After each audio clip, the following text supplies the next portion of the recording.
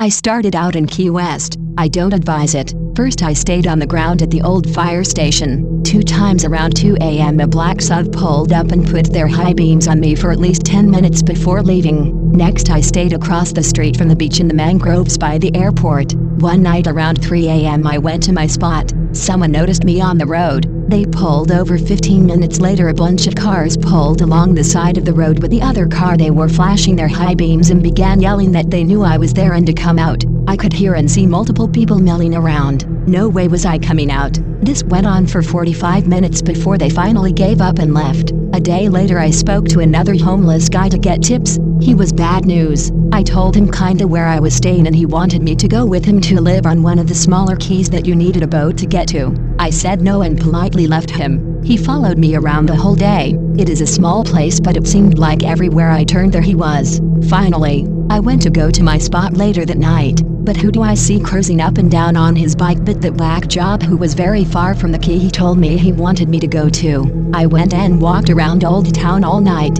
talked to an older guy to get advice, told him my experiences and he told me that there are people that hunt the homeless in the Keys. I asked him what they do and he pointed to the ocean and said he thought they dumped them there. He advised me to follow him to the shelter to be safe. I went with him. When I was there I talked to other people and some confirmed that they hunt the homeless in the Keys and some other place in FL and to stay away. To stay at the shelter you have to see a social worker. When we were talking I told her my experiences and what other people had told me and asked her if she knew if people really do hunt the homeless there and she replied, "Sounds about right."